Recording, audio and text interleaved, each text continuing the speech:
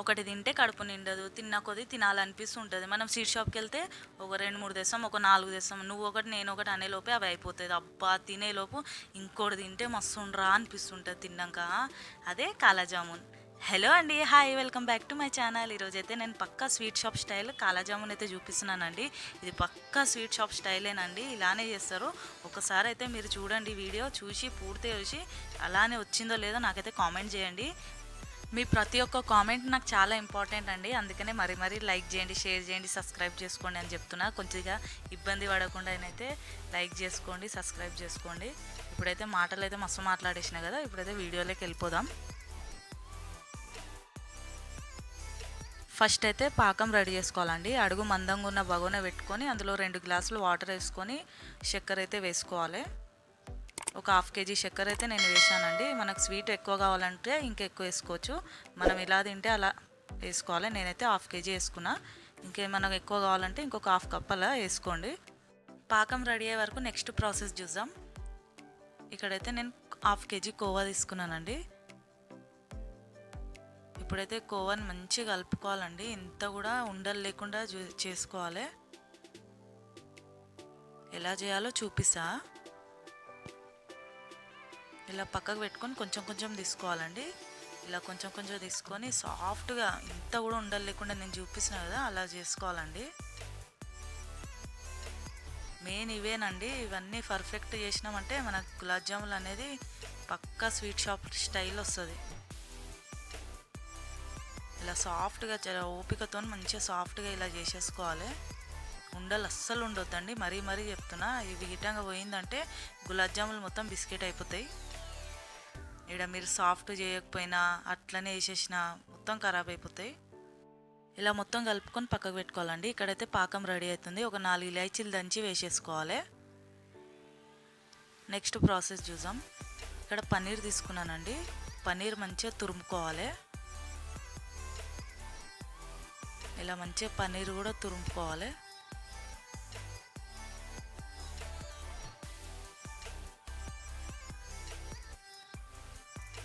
ఇప్పుడు ఈ పన్నీర్ని ఎలా చేయాలో చూపిస్తా. ఇలా పన్నీర్ మొత్తం తురుముకొని మనం కోవా కలుపుకున్నాం కదా, ఇంత కూడా ఉండలు లేకుండా ఇప్పుడు పన్నీర్ కూడా సేమ్ అలానే చేయాలండి. మన అరిచేతులతో ఇలా అనుకుంటా చూపిస్తున్నా కదా, అలా మంచిగా సాఫ్ట్గా చేసుకోవాలి. మంచిగా పిండి లెక్క అయిపోవాలండి ఇది కూడా.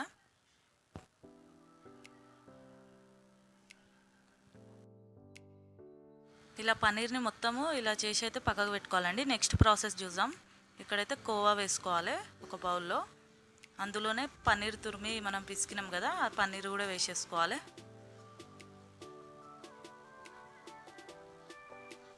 ఒక 1 కప్పు షుగర్ వేసుకోవాలండి, షుగర్ పొడి. షుగర్ పొడి ఒక 1 కప్ వేసేసుకోవాలి. ఒక 1 కప్పు మైదా వేసుకోవాలి.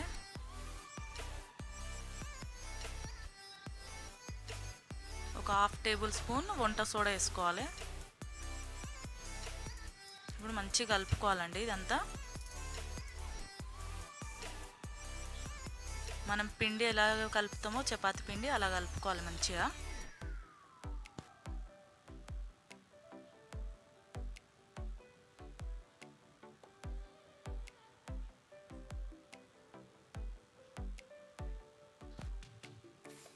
ఇక్కడ చూస్తున్నారు కదా నేను ఎలా కలుపుతున్నానో అలా కలుపుకోవాలండి మంచిగా. ఎంత కలిపితే అంత సాఫ్ట్గా వస్తాయి గులాబ్ జామున్ అనేది.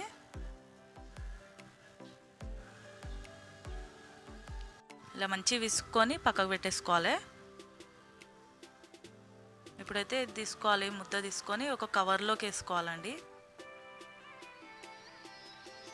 ఇలా ఒక ప్లాస్టిక్ కవర్లోకి వేసుకొని ఒక 15 నిమిషాలు వదిలేసేయాలి, పక్కకు పెట్టేసేయాలి. మన కోవా గిటంగా అవన్నీ వేసి మంచిగా కలుపుకున్నాం కదా, ఇట్లా నాననియాలి. 15 మినిట్స్ తర్వాత చూద్దాం.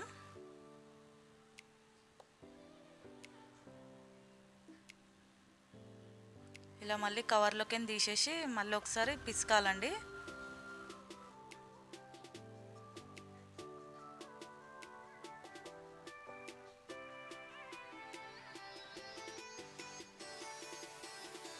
ఇలా చేసుకొని పక్కకు పెట్టుకోవాలి. దీని మీద తడి క్లాత్ వేసుకోవాలండి.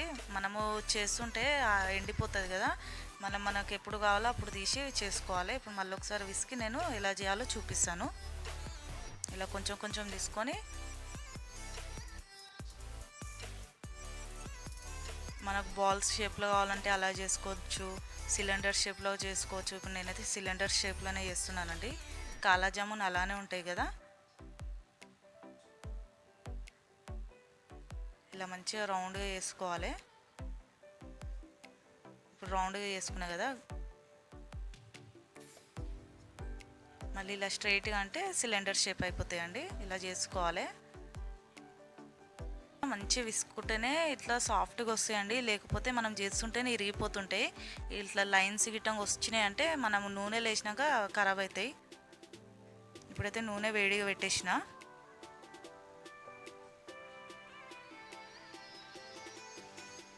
నూనె మంచిగా వేడిగా అయ్యాక ఫస్ట్ హై ఫ్లేమ్ మీద వేడిగా కావాలి నూనె. మనం వేసేటప్పుడు మీడియం ఫ్లేమ్ మీద వేసేసుకోవాలన్నీ.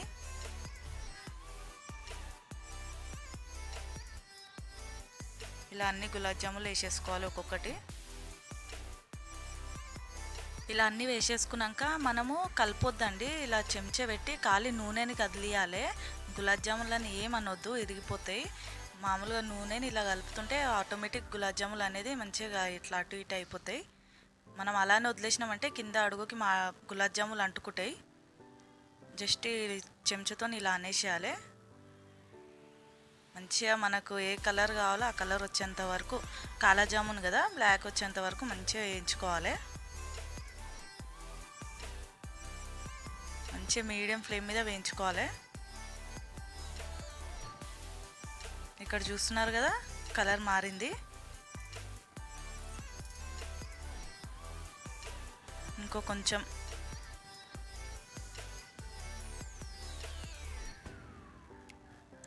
పక్కకైతే పాకం రెడీ పెట్టేసుకోవాలండి. ఆ చల్లగా అయినాకనే వేసేసుకోవాలి.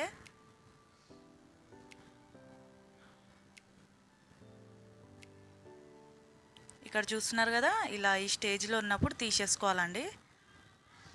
ఎంత సాఫ్ట్గా వచ్చాయి కదా, ఇలా ఈ స్టేజ్లో ఉన్నప్పుడు తీసి పాకంలో వేసేసుకోవాలి.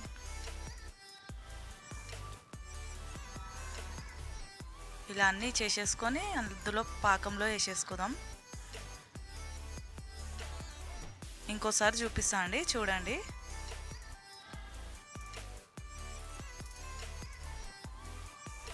ఇలా అన్నీ వేసేసుకోవాలండి. మళ్ళీ ఒకసారి వేసిన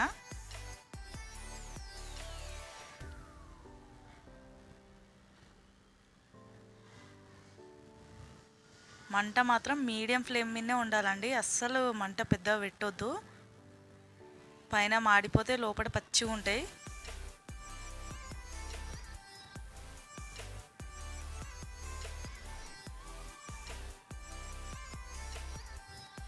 ఇక్కడ చూశారు కదా, ఇగో ఇలా అయ్యాక తీసేద్దాం. అన్నీ ఇలా వేసేసుకోవాలి పాకంలో,